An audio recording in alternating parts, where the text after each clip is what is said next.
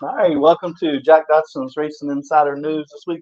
Let's hit one of our commercials right at the jump tree. Let me know when I'm hot. You're hot. Robert Rummels with Mosquito Joe.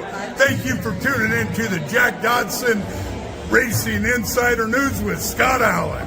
See you next week. He's on the chip every day. Bob lives on the chip. Oh, right.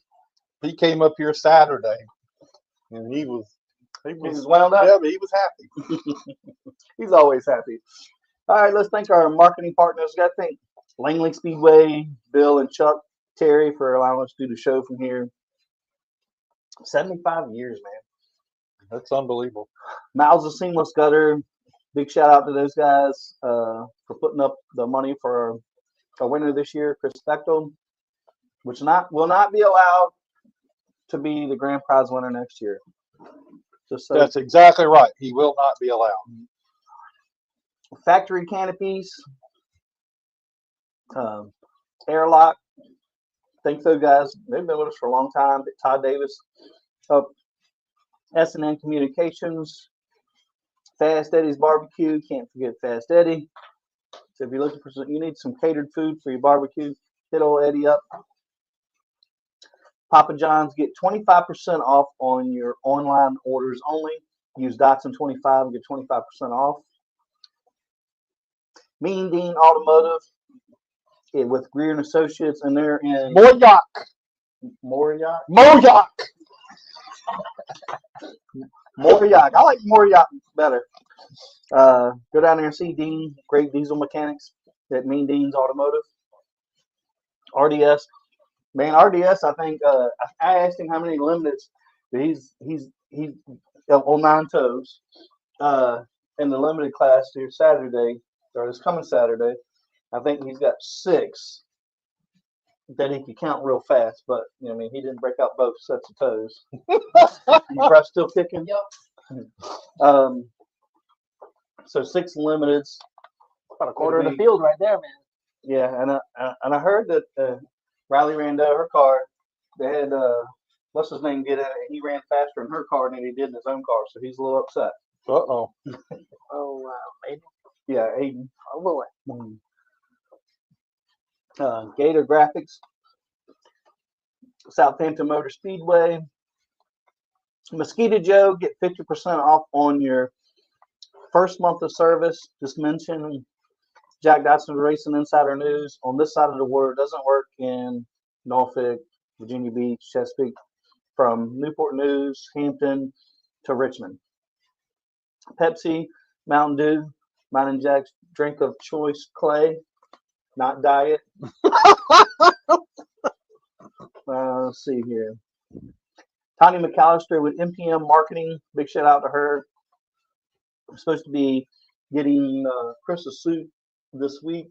So she's supposed to get it and then got to mail it to us. I think we'll just have her send it straight to Chris. So hopefully we'll know something about that soon. Bonders Brothers Distillery. Thank those guys for being on board. I'm curious of getting Fast Eddie's review on the.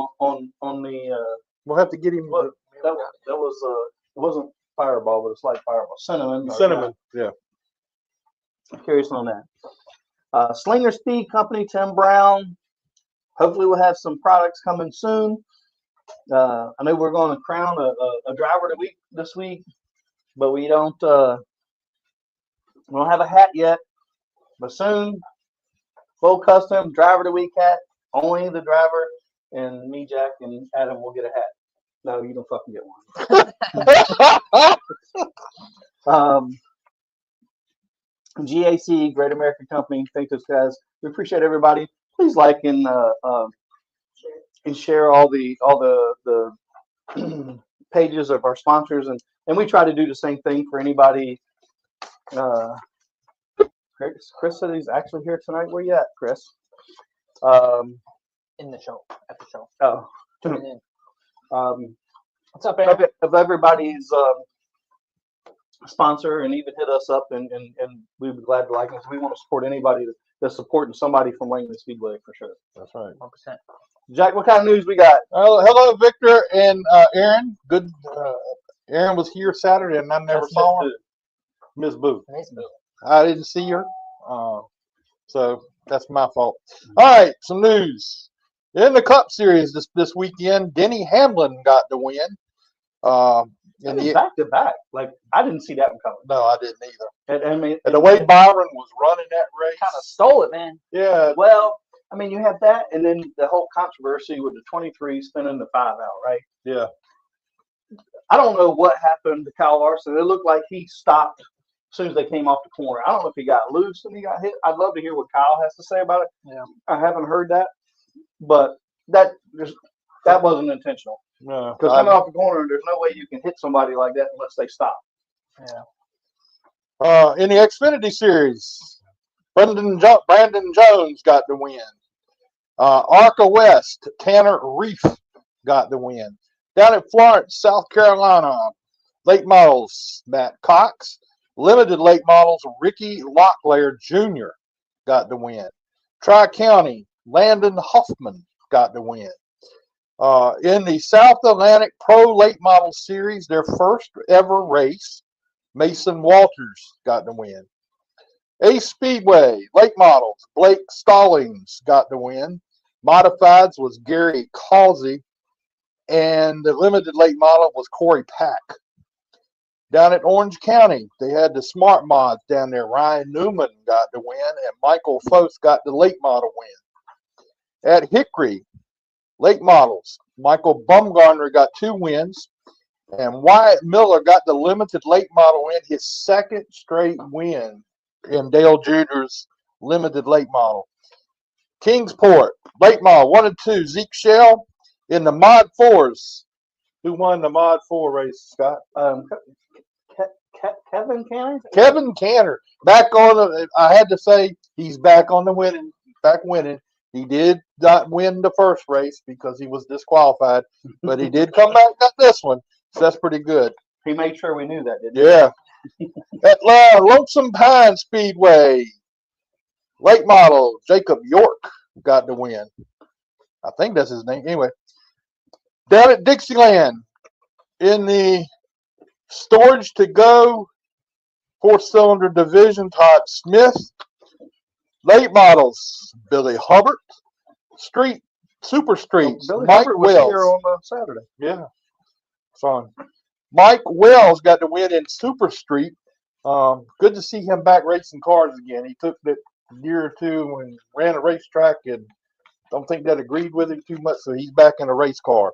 Sport Compact, Lance Gregory got the win, and then the Sportsman Kerry King got the win. Up at Dominion Speedway this past weekend, they had the ASA Stars Tour there, and they were running the Appalachian Sucker Punch 250. All right. Okay. Now, like that. I'm going to ask a question. Do any of y'all know what Appalachian Sucker Punch is? I'm assuming a drink. It is a drink. Is it an energy drink? I'm assuming it has something to do with alcohol. Yeah, does have something to do with it. Anyway, Cole Butcher got the win in that one. And down, I'm not sure where this race was. It was in Florida, I believe, somewhere. The Cletus McFarland Freedom 500, Travis Pastrana. Freedom Factory. Oh, did he? He got the win. That was it was DeSoto Speedway. Now it's the Freedom Factory Oh, Freedom Factory. down in Bradenton, I think. Okay. Keep them straight. Yeah. He had the rest of it, right? I'm saying Brendan didn't have a good ride down there. Brendan The had some. transmission went out on lap 1 or something. Did you see? Did you see the pace car? Caught fire.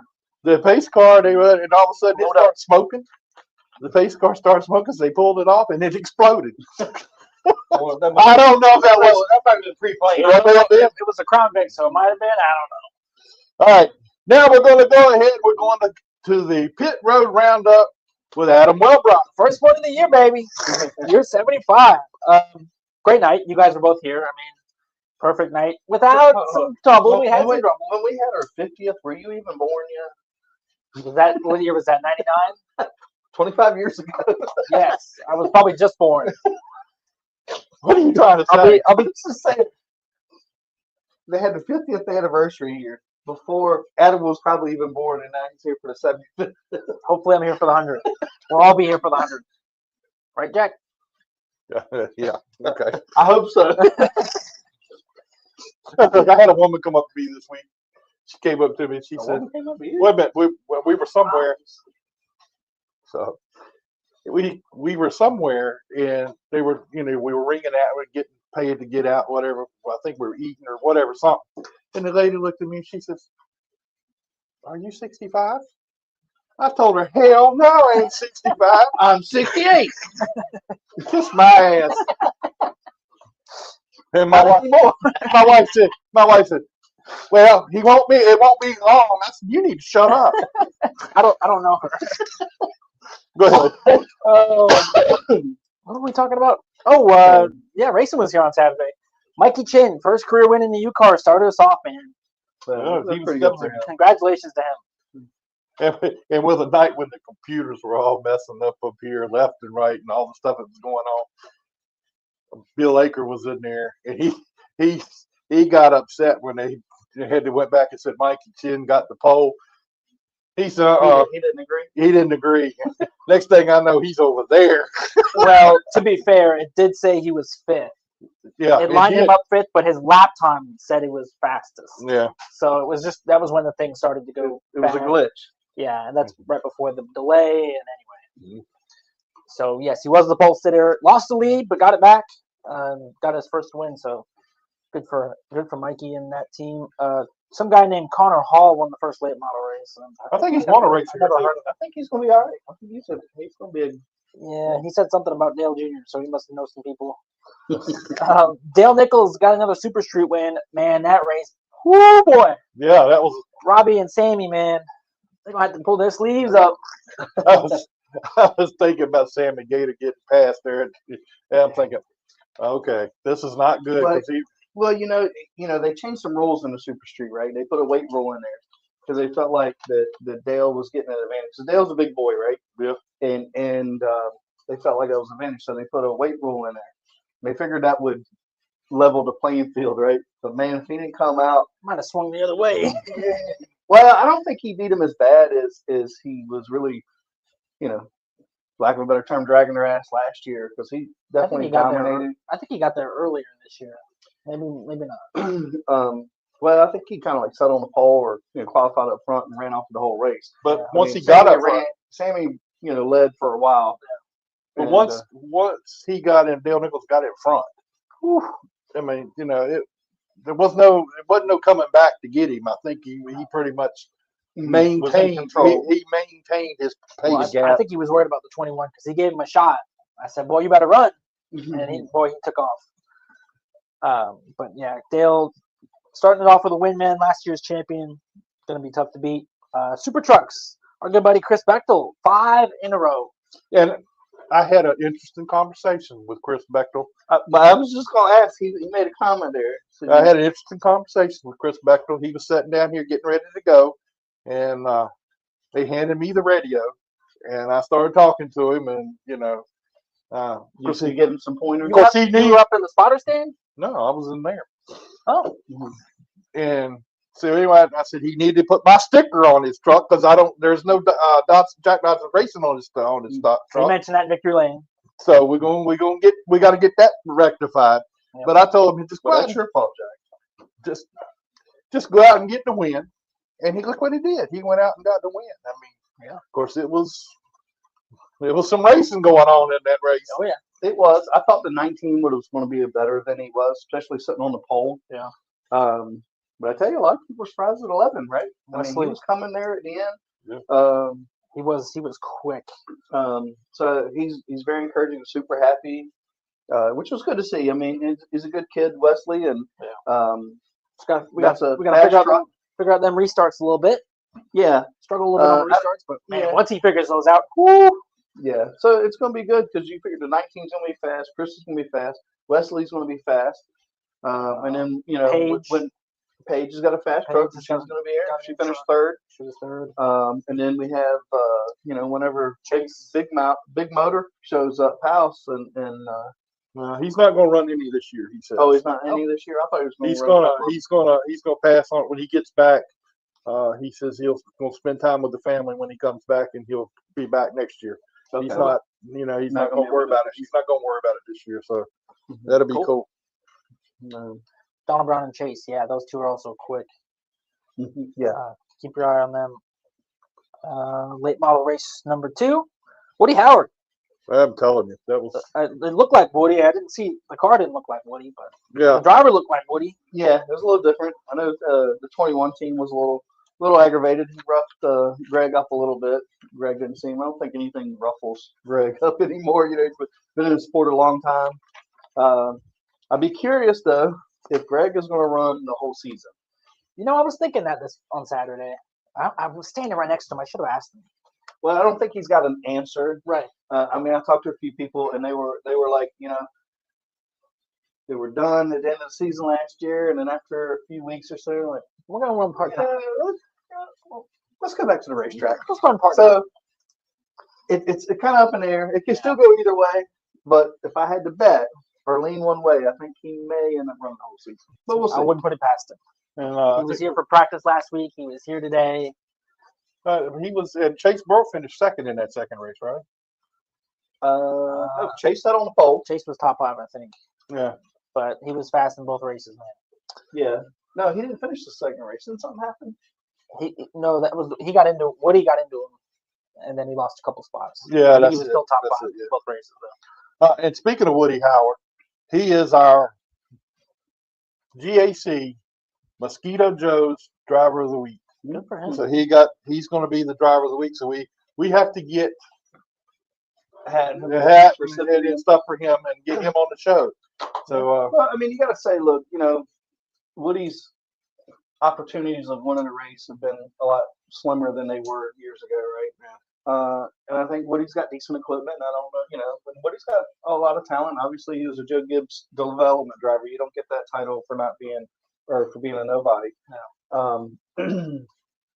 And I think, you know, and I can't say totally that if the shoe was on the other foot, would I have done it? I mean, I think for my maybe winning on the first night, opening night at Langley Speedway, and you know your wins. Didn't he win one last year? No, he did not win. A couple years before he won the last one, or won one. Yeah, it was season maybe 2, but I probably would have roughed somebody up running on the outside. Well, he said his crew told him, man, look, you got to be more aggressive. That's what he told me. Mm-hmm. And I said, well, that box, you check that box, man. That right side of that car was destroyed. Oh, it was. Tailpipe was hanging out this far. Although I was like, oh, Greg's coming back, because it appeared at that point Greg was faster than him. And then when the caution came out, although Woody might have been saving some tires or stuff in that last segment, and when he started on the outside, and I was like, well, Connor was coming too. Connor was coming, but I think he was waiting for them to figure out what they were going to do, because they were going to probably reckon the way it was probably looking from his standpoint. But when he roughed Greg up, I think he thought Greg was going to go. I thought Greg was chasing down and then was going to move him, and then Connor was probably going to come. But I don't think Connor didn't have much tires left. I mean, he had come from deep in the field. He didn't make much progress when he got to second. So yeah. Yeah, but there was a lot of good cars. It was good to see. I mean, you figure like how tight the field was on Saturday, right? I mean, the top 10 or so was was a tenth or so. I mean, it was a tight field. Yeah. We want to shout out Alex Floroff, who won the Enduro race last week. Yeah, I saw that. I wasn't here, but I saw it. All right, well, and we got a new tech man. We got Randy Akers. We had, yeah. He was a new tech man. I mean, he was so happy after the races and stuff. I talked to him. He was. I mean, you thought he'd have hit the lottery. All right, let's get Chase Dixon on here. You know, he's an important person. Is he? Yeah, he's probably got a lot going on, so we need to get him on here and talk to him. What's up, Chase? Hey, how are you? Good, man. What's going on, man? How's everything your way? Man, it's going great. Just trying to get a few cars ready. We're going to try and go test Newport this weekend. Now, I should have introduced you as Chase Dixon, Hunter Morgan's car owner and babysitter. Oh, God.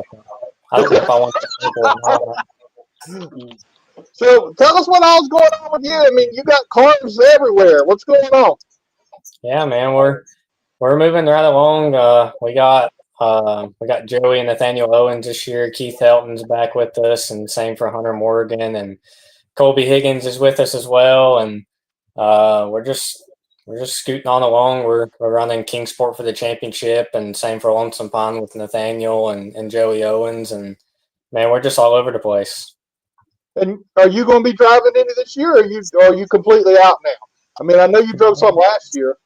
No, I'm not retired quite yet. My first race is the 26th at Newport. They're running about 5 or 6 races this year, and hoping to have a good run there. We're going to test this weekend. I'm taking my car, and then Hunter Morgan's taking his in preparation for the big limited late model race, not this coming weekend, but the next.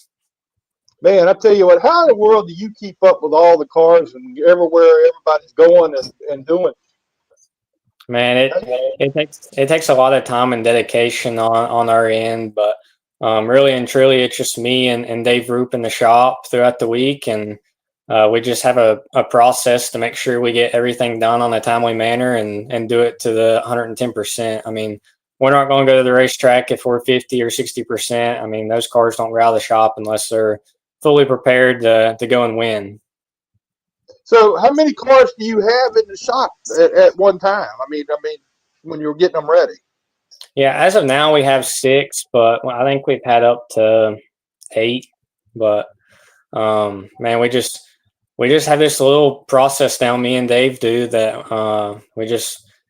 We get everybody to the track throughout the week and testing, so that way whenever we show up on race day, everybody don't really need a ton of work. So, and it's interesting that you say that, but I mean, look at, you got 6 cars and got all these drivers, and they all don't race at the same place. They go to different places to race. I mean, and it's just that you said just the 2 of you in the shop. I mean, there has to be. You got to be able to figure out. You must work 24 hours a day then, because they come in on Sunday. You're probably working on Sunday, getting ready for next week. Yeah, it's definitely a lot of time and dedication. I mean, we don't kill ourselves throughout the week. I mean, we just have this little process down where usually we get everything done probably within a week in advance. I mean, throughout the winter, we just kind of got everything ready and prepped, and once we get done with the race weekend, the first thing we do is clean it, go through it, and scale it, and then we're ready to go back and compete for another win. But yeah, it's definitely time consuming, and you have to be on your A game to do it with that many cars. But the people that we have, the people that race for us, man, it's so awesome to see the success that they have, and honestly, it's like just one big family, all of us. How did you make the switch over to want to be a car owner for that many cars at one time? I mean, you do a good job. Your cars win races and everything. I understand that, but how did you make that choice to do that? Yeah, I got to that age where Dad kind of told me, he's like, "Hey, man, you guys start paying for this stuff on your own." And honestly, I've never really been a big person to just love going to school, and I did go to college and got a degree, and I really enjoyed it, but I wanted to get a job in motorsports, but also be able to race myself. So doing this right here, it allows me I don't get to race as much as I want to, just because I'm helping all these other people, but I don't have to sit behind the desk and do something that I don't enjoy. At least I get to stay in the shop and work with my guys and go to the racetrack each weekend. And even though I'm not behind the wheel, there's times that I'm driving the customer's car, trying to help them figure out what they need to be better. And it just helps me stay on my A game and stay up to date with everything. Is it just as gratifying, working on the cars and somebody else driving the car and winning? Is it just as gratifying as doing it yourself? Yeah, most definitely. I mean, most people don't realize how much work goes into just prepping one car alone, and to be able to prep, 6 or 7 cars in a week and go out there. I mean, I think we won 5 or 6 races in one weekend, and honestly, to see my drivers get out of their car and in victory lane and smile, I mean, I'm just as happy as I am as if I was driving and winning those races. So how do you plan on Saturdays or Sunday, or Fridays and Saturdays, whichever rate. Whose car are you going with to the race to the week for the weekend, and then how do you determine, who doesn't or who you don't Yeah, go with? thankfully we haven't really been in that position. Kingsport races on Friday nights, and we usually have about two drivers there, and then like last year at Lonesome Pine, we had up to 4 or 5 drivers on one night, and that was on Saturday night. So thankfully, we haven't been put in the position to have to split up the crew or tell somebody that they can't go to the racetrack and race that weekend. The Newport race, not this weekend, but the next, we thought we were going to be in that position, but the tracks kind of worked it out to where they don't have to worry about that, because I think it would have affected the car count for Lonesome Pine on Saturday. So then, when you have 2 drivers fighting for the lead, that you're 2 guys or 3 guys or whatever, do you have advice for those guys? Have you had to say, hey, look, we don't tear up each other's car? Or you say, yeah, go ahead and tear them up, because I'm going to have to fix them, and the bill's going to be big on Monday. Yeah, we've definitely had conversations like that. Unfortunately, last year, Hunter and Keith, they got into it at Kingsport. I don't want to say quite a bit, but a few times. And it was just, I want to say hard-nosed racing between both of them. Hunter he still has a lot to learn, and he's a very aggressive race car driver and very eager. And there was a few times that he kind of roughed Keith up, and we had to sit him down and have a conversation. But man, other than that, we haven't really.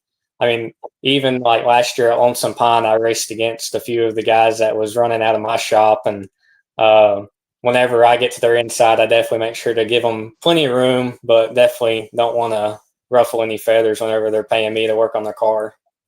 Pop says they throw grill screens at each other. Oh, yeah.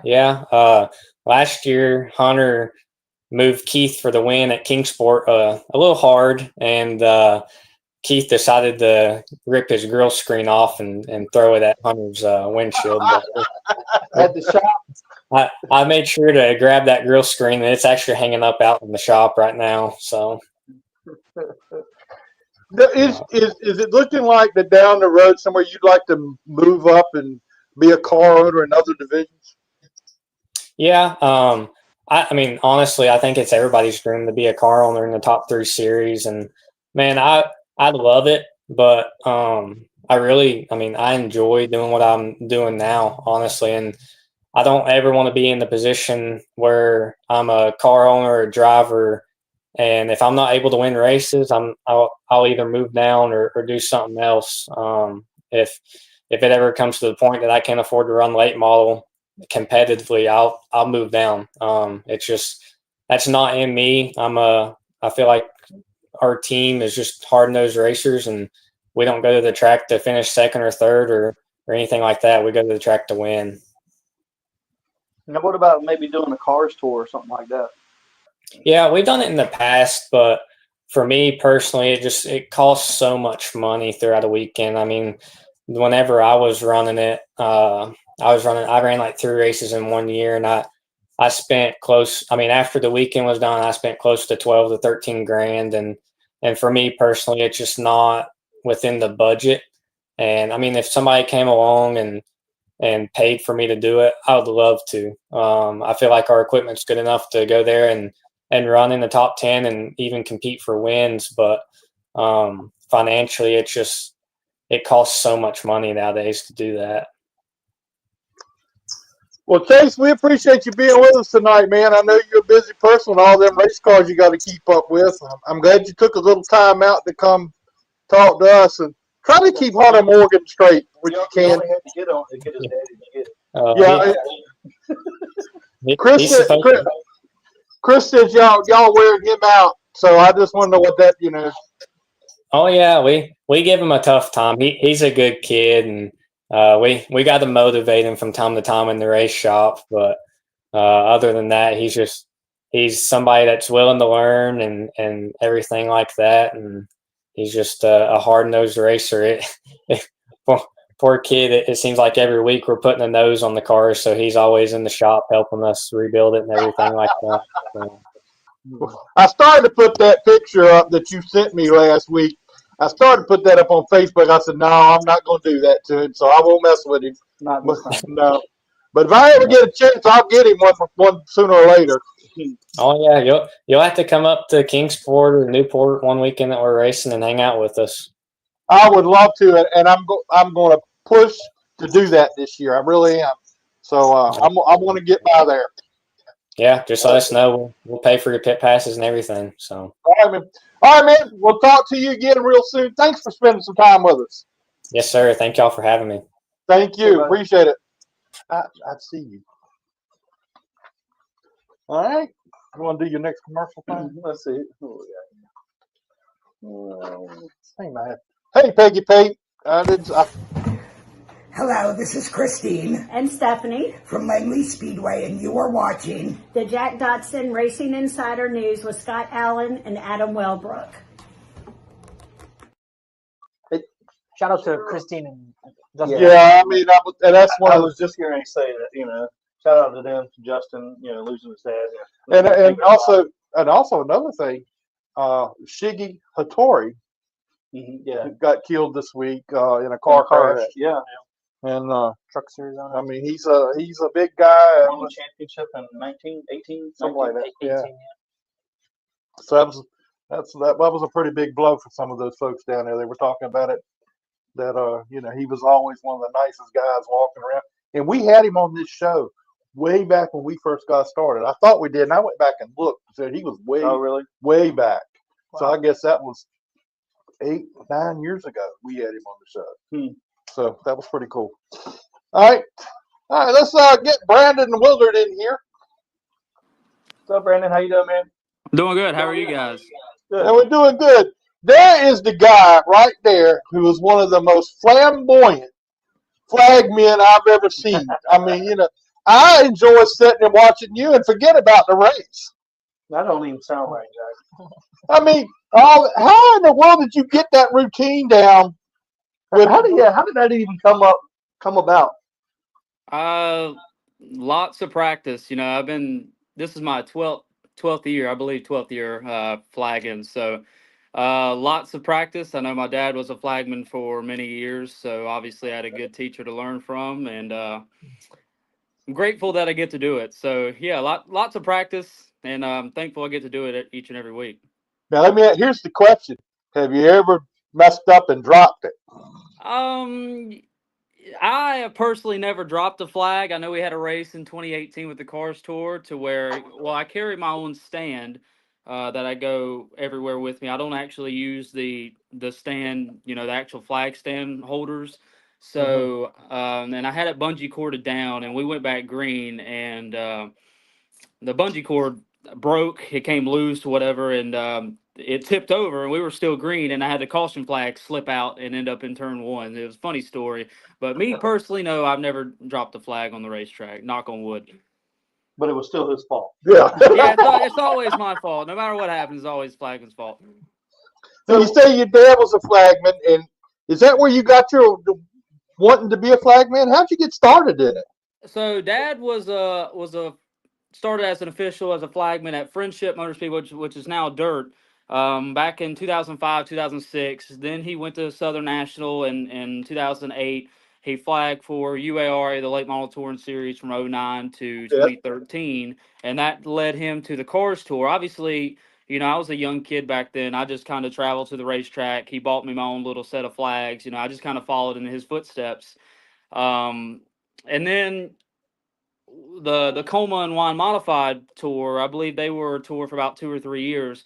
That was really my first full season flagging, but Dad was with me. I was real young, but he kind of slowly helped me out. Got me comfortable. Obviously, I was still nervous and everything, but I flagged my first full year in 2014, I believe, with them, and then I've been with the Cars Tour ever since from 2015 on, and Dad would flag the super late models for the Cars Tour. I would flag the late model stock. So we'd switch back and forth.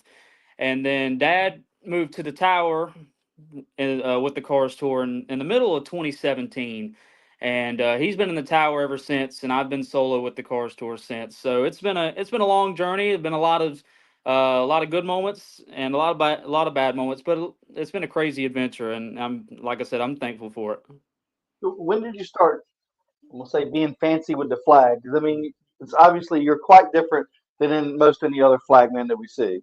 Well, Dad was always known for his creative moves, his two to go, and the way he was showcasing, I'd say his moves, and I'd pick up, kind of copy his things, and once I got comfortable and got to just be my own flagman, if you will, I just kind of did my own thing, and oh, that feels good, and really just not really care what people think, because you're doing your job, and you're entertaining, and you people are gonna think what they want to think, right? So I have fun with it, and I pick up and create my own moves, and that's really what it's about, and I just have fun. Hey, look, we are in the entertainment business, so I mean, it's entertainment, and it is fun to watch you. It's so neat. It's energetic. It's infectious, Yeah. right? To have that sort of your personality kind of comes through, right? Um, and look, man, and you got to see that. I mean, I think I was looking down here on Saturday, and we had like 3 or 4 kids in the stands. They got their own set of flags, and it's like the flagman's become a popular guy. Where used to, you didn't hear a whole lot about the flagman, but now it seems like that has become more and more popular. Yeah, that's how I started. I started in the stands, and me, my dad, and Grandpa, we call him Pops, which he's not with us anymore. We would travel to a track every weekend, somewhere on Friday, somewhere on Saturday, and sometimes we'd go to one on Sunday. And Dad would leave it up to me to pick the track. Most of the time, it would be Motor Mile, because Motor Mile was always just my favorite track to go to. And a lot of people remember me, as the Motor Mile kid, the little blonde kid in the stands. I just be behind the flagman, doing my own thing, right? So, um, and as for those little flagmen that are still out there behind, the actual starter, um, that was me. And I know Langley. You spoke of Langley. Langley, I believe they have the most that we go to, because there's a few that we go to that will have a flagman that's behind me. But I remember going to Langley last year, and there's like 3 or 4 of them, and I know most of them. I'll go try to spend time with them, talk to them, and just tell them, hey, if you want to be a flagman, you keep on doing it. If that's what you want to do, then you'll definitely be in my position one day. I was going to ask that because, I mean, with these kids, like, and we do have quite a few. I mean, there's probably any given Sunday or Saturday, there's probably at least 3, and I've seen as much as 5, maybe 6. Yep. I mean, I think one time that on every little platform, Each there's a staircase, kid. Yeah, every staircase, there's one flag kid out there flagging, and probably one up. There was one up here just in front of the suite. Do they come and say something to you, or are you the popular guy where they come and want your autograph?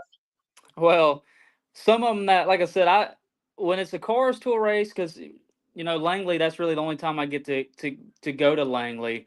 Some of them that know me will come, stop and say hi. But I always try to create some time in my day to go speak to all of them, even if I've never met them. I'll go try to speak to all of them, and hey, how are you? And get to know them, because that could make you know that could make their day. Because I remember being a little kid in the stands, that the flagman come and talk to me, even if it's a high five or just something like that. That I remember that feeling. It made me. It made my day, and I remember just being in their position. So I always try to make it a point to go say hello, and if I have something to offer, just offer that moment to go speak to them. I love it, man, because those moments, sometimes we don't think about them because, look, being in the pits or walking around here is normal for us, right? To those kids, it's a big deal. This is a special moment, or it can be a special moment for them. And sometimes we got to remind ourselves of those things, and make that important moment for those kids. And because if we don't have those kids, man, we don't have a sport anymore. We got to constantly have these new kids.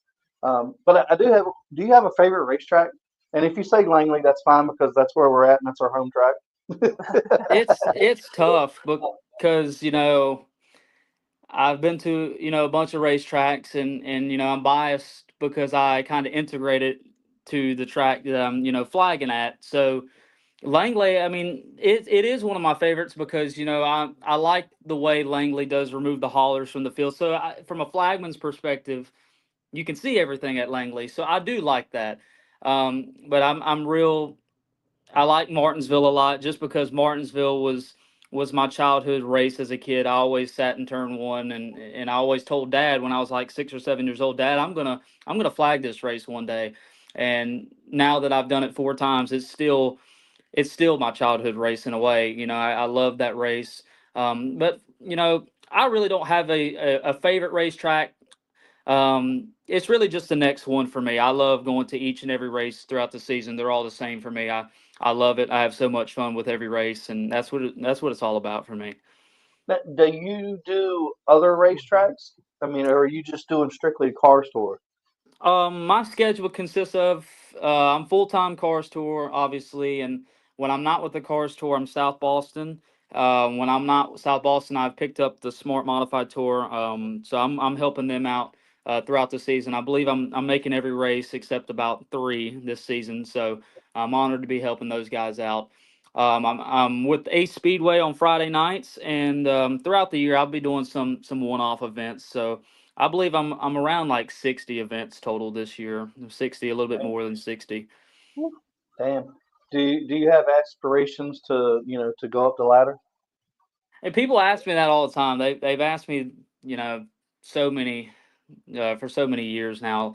I love it. Obviously, just like a race car driver, I think it's everybody's dream to be at the top, no matter if you're flagging on the official side of the fence or you're a race car driver. So I'd love it. I'd love to flag, whether it's trucks, Xfinity, or Cup. And that'd be so much fun for me. But you know, at the same time, if I stay in Cars Tour forever, there's nothing wrong with that for me. I have so much fun with it. Um, so I'm not going to be upset if it never happens. But if somebody offered me the position to go do it tomorrow, obviously then I'd be grinning from ear to ear. So like I said, I take it a week at a time because the next race that's on my schedule is the one I'm looking forward to. Well, Brandon, I finally got you on the show, and I was tickled to death to finally do that. And but anyway, we appreciate your time tonight. I know you got a lot going on, and 60 some races a year. thank you for that. Thank you for coming on the show, making time. I know you last couple times you had something going on or whatever happened, and I screwed it up the first time. But man, appreciate you doing that, man. You do a great job with what you're doing. Thank you, guys. I really do appreciate all you guys. I know our schedules were busy, but we said we was going to make it happen. We made it happen. All right, man. I appreciate it. Thank you a lot. We'll be in touch. We'll talk We'll to you see again. you at Langley when you come. Yes, Yeah, we'll see looking you at forward to Langley. Langley. That's always one that I got circled on my calendar. Can't wait. Okay, man. We appreciate it. Say, buddy, thank you. You guys have a good night. You too. I mean, I'm not gonna say like I'm jacking, staring at the guy up here on the stands, but When he's waving flags, it catches your eye, it does. It does. especially when the field's just under caution. He is super entertaining. Like, I mean, that shadow of a doubt. He is energetic. I mean, I don't know if he does a Red Bull before the race starts Whatever works, man. or what. Whatever he's doing is working. Yeah, I know, right? But it's different, right? It's not just your standard flagman. I mean, he's super entertaining. Way he's rolling the flags and doing these moves. Yeah, he does all the.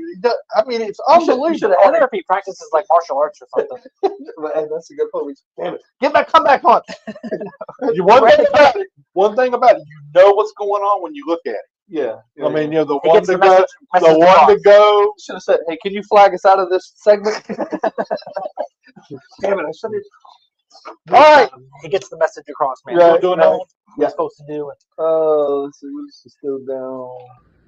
Hey, I'm Kevin Cantor, 8-time Kingsport Speedway track champion, 2-time Motor Mile Speedway track champion, and 2-time LPR Speedway track champion. And you are watching Jack Dodson's Racing Insider News with Scott Allen and Adam Wilbrook. What's up, Mark? How you doing, man? And now we got. Good, man. So, hey, man, you got a lot going on down at owning Lonesome Pine and everything. And I understand you're part of the Jeffrey Earnhardt thing. I know that's a pretty cool deal. Yeah, I work there too. Yeah, it's keeping me busy. That's for sure. He's a tough act to follow too. I might have to disagree with you guys, man. It's almost hard to keep your eyes off of Brandon when he's flagging. It really does add an element to the races when you're there, for sure. Tell me about it. It's He unbelievable. has definitely like made a name for himself, right? I mean, and sometimes that's hard to do. How do you create, entertainment in something that's not super entertaining, right? But he's done it.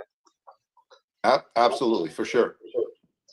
One of the things that I was talking to Amy about, and she and I were talking about how are things going out there in the southwest part of the state as far as car counts, and I understand they're down a little bit or whatever. Tell us a little bit about all that. Yeah, I mean, we're struggling with car count right now for sure. This part of the state struggling a little bit. I mean, unfortunately, a lot of the coal that comes out of this area goes straight to China, and that's and a lot of our racers are in the mines. They earn their stripes, as they say, and so that's a challenge for some of these guys because obviously the tariffs have some things up in the air for the coal industry and whatnot. So that's been a challenge for these guys, and then just in general, I mean, I think car counts down everywhere, and really we might have. I mean, to be completely honest, I think we zigged when we should have zagged on some rules over the winter that we're working hard now to try to fix and reaching out to guys to bring them back. But we over the winter, one of the things that when we were talking about what are we trying to do and what are we trying to accomplish, one of the things that we really focused on was being an asset to the racers and also being an asset to the community, and that's something that we feel like is bringing fans back. We've got a lot going on behind the scenes with go-karts and bounce houses, and certainly we want to work hard to make sure that the racers are welcome and we're putting on the best show we can on track, but we're also trying to do a whole lot off track as well. Yeah, I was down at Lonesome Pine it's been a while since I was there, but I love that place. I mean, it's a neat place where it's at, where it's located and everything. I thought it was great for the racing community down there. I was hoping everything would really, take off, but I know with the back when the COVID hit or whatever, I'm sure that was a big hit on everything. So, I mean, I think you got a great racetrack there to work with. Man, I couldn't agree more. The day I drove in, I was like, wow, I mean, it's got so much going for it. There's great racing. First of all, they can go side by side. I think there's some shots last year from the Star Tour. Their race was amazing. They're going to come back this year in May. They love the place, and the viewing angles are good. The stands are right where they should be. Yeah. I mean, as the sun's setting over the mountains, it's a spectacular place. Everybody talks about how it was built in '72, and they talk about how it was state of the art then, and I'm sure that's certainly true. But I mean, our lights are still good, and I think it's a great spot on a Saturday night when it's all lit up. So how long have you been involved with the racetrack? This was our third year. Our third opening day was March 29th. So, and how did that come about? How did you get involved? so I'm good friends with Jeff Rourke, and Jeff had worked for me, and he was like, man, you just got to come see this place. Like, you're just gonna fall in love. It's just different. And I was like, I think I'm done with the whole racetrack thing. But he was like, well, just come take a look, and he was right. It's just different. I don't know what it is. I mean, everybody that's kind of here on a weekly basis will say, hey, the Pine's just different, and it's great for us as far as there's a big garage out back that helps us with storing the racing experience cars and working on those. But overall, it's just I wish I was more articulate, but it's just different. The tower's great, the track's great, and man, I have a smile on my face every day when I drive it. So what other things are you guys doing besides the Saturday night stuff, right? I mean, because look, every racetrack I think now has had to pivot, right? It's hard to make it on 26 or 30 dates, right, or 30 days to make all your revenue. So they've done other things. I know, like we have Wacky Wednesdays on Wednesdays. They have, you can bring your own car, and they have a bunch of different time trials and different things. And then drifting has come about the last couple of years, and they're doing that at the racetrack. And they have had some concerts. What are you guys trying to do besides the Saturday night show?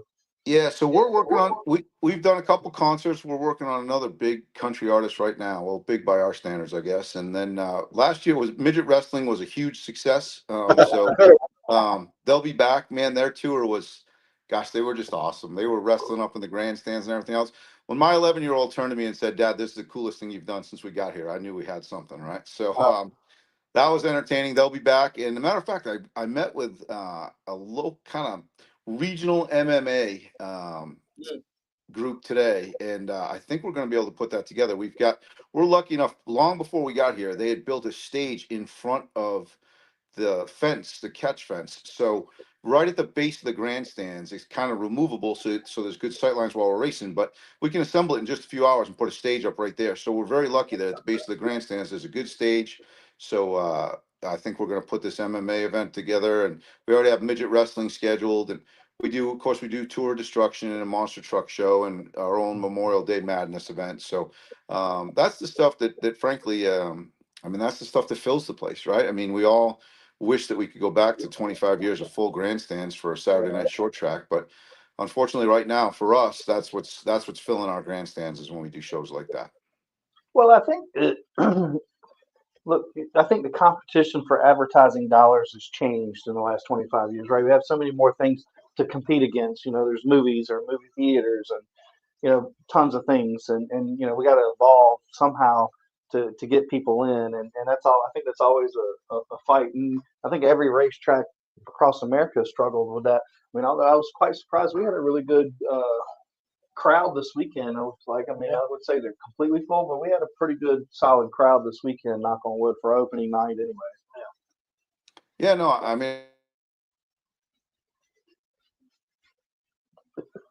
I don't think Mark agreed with you. He said, "I'm out." No, what you done told him? He got man left.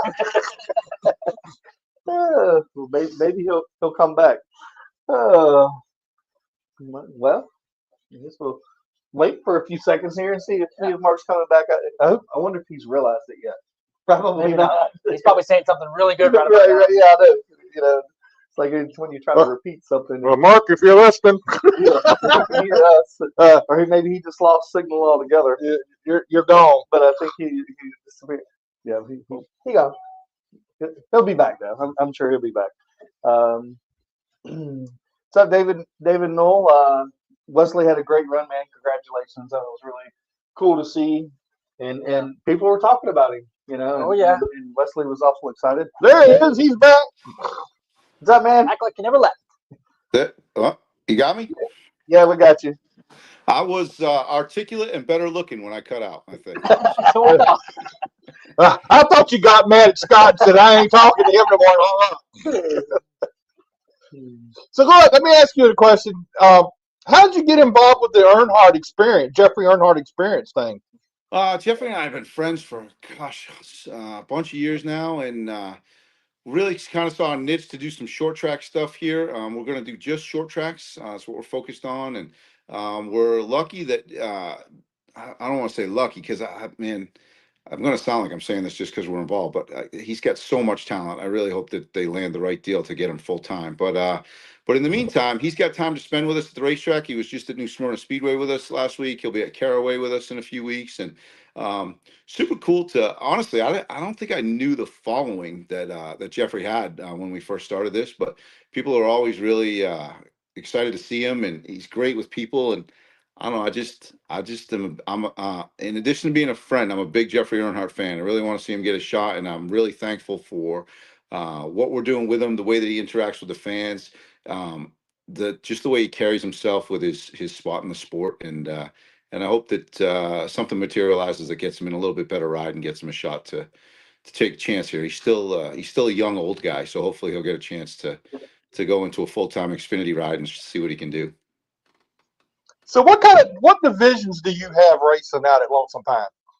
Our top division, we call it late model sportsman, but it's essentially like a super street. We kind of encompassed super street rules, changed them up a little bit with our sportsmen and whatnot. We tried to run late models the last couple of years, but frankly, there's just no late models in this area. There's really just not.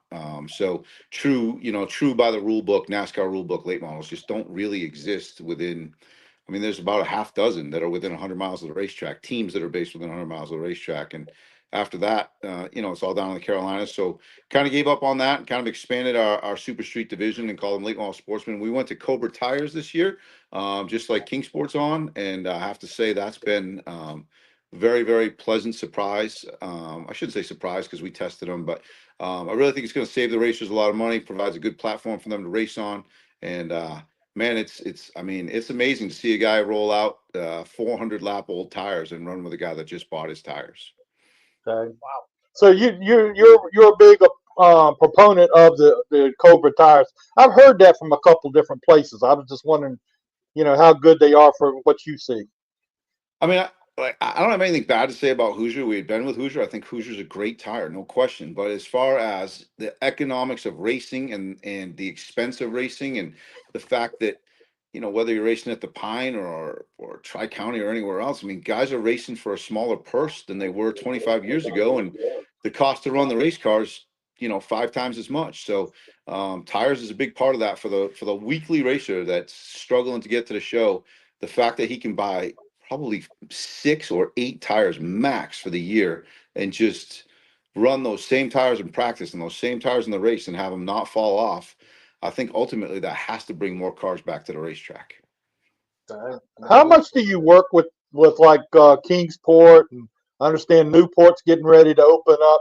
How much do you work with all those other guys to, keep your count going and keep things going like you need it? Yeah, I mean, so I've always said that the best thing for us would be if, Kingsport has a huge car count on Friday night and there's 3,000 fans in the stands. Because I think the biggest problem for a lot of promoters is we're worried about like our own little personal pan pizza, when if we could just grow the whole pizza and have 2 slices of a 30-inch pie, we'd all be doing great, right? Like I think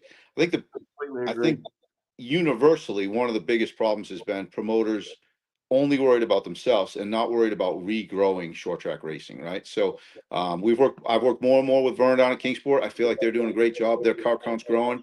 I think the Cobra's really caught on down there and helped with their car count.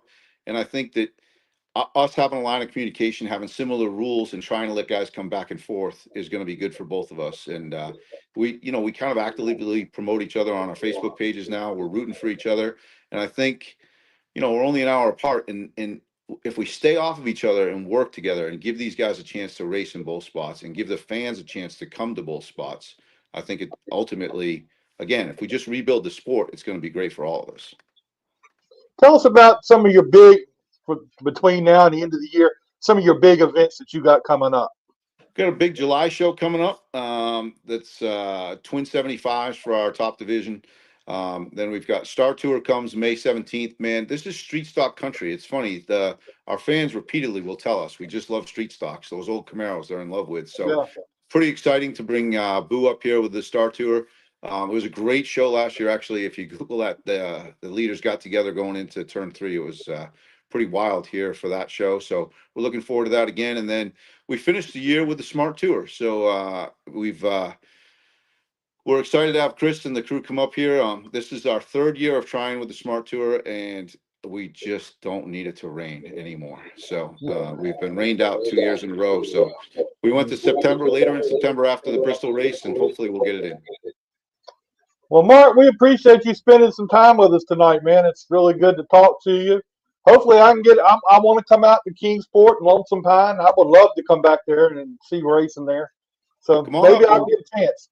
Well, we'll get you out for a show and we'll put you behind the wheel of a race car at the same time. So come on up and see us. Oh, there you go, man. Yeah, I'll come out there. I'll come out there and do the race car out there. I don't want none of these guys around me when I'm racing. I'm out there messing with a race car. Private message me and let me know. I mean, I see this kind of happening on a Saturday night in front of the whole crowd, and we bring all you guys and see what happens. I think we can sell that. Let's give it a shot. Oh. Do we have to sign a crash clause? Is all I need to know. I mean, in general, we limit people's liabilities with the Jeffrey Earnhardt Racing Experience, but I'm not sure that that'd be our best move this time. So, Mark, I know what's going to happen. If you have Scott out there and me out there, some way or other, we're going to find each other, and it's not going to be pretty. So I don't know if that's a good idea. When I'm lapping him, but well, when we get serious for just a few dollars, I could pull a spark plug wire on the other guy's car. Okay, that'll work. That'll work. I'm probably still laughing. All right, thank you guys. All right, Mark, we appreciate it. Thanks a lot. Hope you have things going well out there soon. Yeah, we wish you get going good. And maybe I'll get a chance to get out there to see you sometime. Appreciate you guys. Thank you. Thank you. Thank you, man. Talk about a great show, man. Jack, I hope he doesn't really offer that up. because we're gonna be there. That's all right. I can still do it.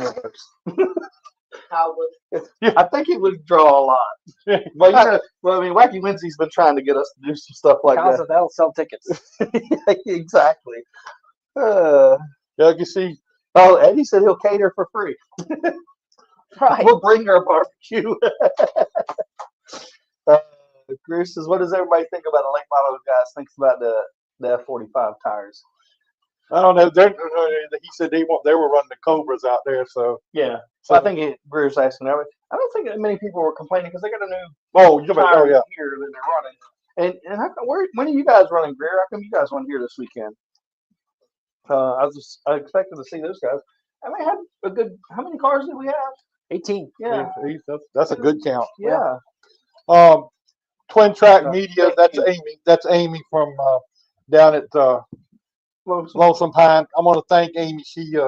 She contacted me and we kind of worked on it and got this taken care of this week. And Work on the race, Amy.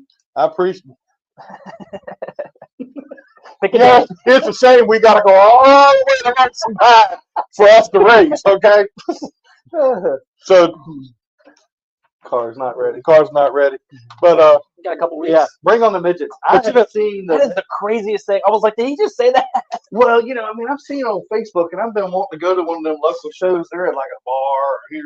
That's got to be fun as hell. yeah, but that part of the country, it would be something else out there. I'm telling you, they would be excited about that stuff, and I think that's cool. I think that's really cool that it's like that. I mean, We need one of those removable stages. but now let's go back to this race. Yeah. Are we including Adam in this? Yeah. He'll be the one to beat the hell out of all of us. Depends what we're driving. No, one of the Jeffrey Earnhardt cars. We need to get the Smart Tour to come to Langley. Yes, we do. Yeah. That would be a great event. We had We had the wheel. The what was the classes up the Dominion this past weekend? They had Bubba Pollard. I'd love to see Bubba Pollard. What is it? The All-Star Pro Late Models. That's what. Yeah, I seen. We need a Let me say. pro late model race, and we need a Smart Tour race For sure. next year. That would be The Wheeling Way Modifieds cool. were here a couple years ago. That was fun. Donald Brown says they will have a huge turnout if they came here. I think so. 100%. So we'll have to see, maybe. We'll start dropping hints to Bill. Bill. Come on, man. And Boo. Yeah. And Boo. So 26, man. Make it happen. all right, well that's our show for tonight. We appreciate all those guys that came on tonight. I mean, it was really nice to finally get Brandon Willard on the show. I've been working hard to get him, and he's always got something going on. So good to have him on. Chase Dixon. I had to get him on after we had Hunter last week, but my plan didn't work out like I wanted to do. I was going to put that picture out and do all that, but I didn't do it. I thought maybe that's the best thing I didn't do that. And good to have Mark with us and hear what's going on at Lonesome Pine. Yeah, I wish those guys the best of luck out there. I mean, all these racetracks are, trying to find different ways of creating revenue. And I think we've been very fortunate here to have some cool other things to do. Yeah. But it's hard. The days of selling the stands out and like in the early '90s and being able to create enough revenue in 26 races or days. For a whole year, it's really hard, and you have to sprinkle in these other things to create revenue. For sure. Midget wrestling definitely would be entertaining. We gotta I mean, talk you to could them. do it. You're close. Yeah, Clay, you might qualify. You watch your mouth. You already in trouble. Clay said it.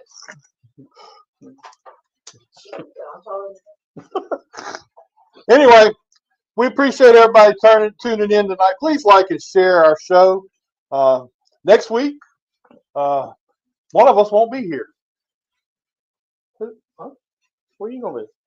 I'm gonna be here. I'm gonna be here. Adam will be here because he's gonna be with me here. You're gonna be in Vegas Again, man? That's like a monthly thing for me. Hey, look, Randy, what did we hear? Brandy said, "Did you hear that? I didn't hear that." Victoria said, "Great show. Thanks, Scott, Jack, Adam. Thank you." Thank you, Victor.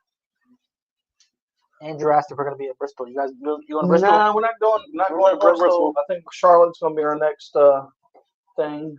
I need to go back to Bristol. It's been a while. It's So, been Behind some you. fun track. what? Man, she got you. Brandy, are you playing jokes on us? I think she's. Who's that? She's messing with you. Brandy would never mess with us. Behind you. I don't know. I'm still looking. If you look behind, you see the grits. Oh Yeah, my God. I went over there the other night in the West booth. Did you go over there? I went over there. Who'd you see? Crystal was over there, and I told her I was mad at her. And I said, "You didn't come out here in your Cindy Lou suit?" Oh yeah, I forgot about that. So What'd she say? she just laughed. I couldn't get that to work like. But it was bad to have that. And Sparky was over there, and he was talking to Chris Bechtel. I said, give me the radio. Oh, that's how you got over it. So I got on the radio with him and was over there playing. So that's a lot of fun out here last week. Yeah, glad racing started back. Got him too. No, I don't trust him. And I'm gonna hold my drink too. There's the drinks around you. Everybody better hold their drink. I'm gonna hold on to my drink because they come in and steal shit. Well, Jack don't even know who it is. Scott's gonna miss Saturday, I guess. Yeah, well, Jack's gonna miss Saturday. I'm gonna miss Saturday You too. missing Saturday too, man? Come on. I'll be in Baltimore. Oh man. Well, I'm coming back Saturday morning, but I don't know what time I'll get back into town. He won't be allowed to go in. Oh, that ain't the problem. That ain't gonna put your foot down. Huh? That ain't the problem. I ain't falling for that now. Yeah, I will be in Vegas at the Eagles concert Saturday at the Sphere. So we'll have fun, and we're gonna see Jeff Dunham on Sunday. Damn. Gonna go see the Grand Canyon on Sunday afternoon. We got a packed week. Well, Adam and I'll be here next week. Yep. So, Well, if I'm up, I might tune in. yeah. Don't go out there and get in trouble by tuning into the show. Really. Well, Jack I'm 3 hours Behind. Yeah, so You'll be up. yeah, no, Early afternoon. Hell, it'd be 3 o'clock in the morning here. You'll still be up. well, that's true. Probably 7 o'clock, 8 o'clock in the morning, I'll still be up. Matter of fact, the last time me and Jimmy went to go eat breakfast, like I don't know what time it was, 2 or 3 o'clock in the morning. Before the next morning, we had to get up and go and fly. And my wife texted me. She's like, "Hey, I don't know, she asked me to do something." I'm like, "Okay." She's like, "Are you up?" And she can never remember 3 hours before, 3 hours behind. She's like, "Ain't you flying in just a few hours?" I'm like, "Yeah, but I'm 3 hours behind you. Like I got 6 hours. I'm gonna go sleep. That's all I need is a few hours, and I'll be at the airport. I'll see you tomorrow." You are the weirdest thing about sleeping. I got to say, because well, I say that because he 2 or 3 hours, and but then he'll jump in the car with me and sleep all the way down. He's boring. Well, I'm bored, all right. he did fall asleep on the way home from New River. Oh, he tried to run off the road. He tried to act like it was a mistake. I'm over there like this, right? And I go, and he goes turn and looks at me. I'm like, "Do you mean to do that?" Not really. All right. Well, we appreciate everybody tuning in. We'll see you next week. Bye, guys.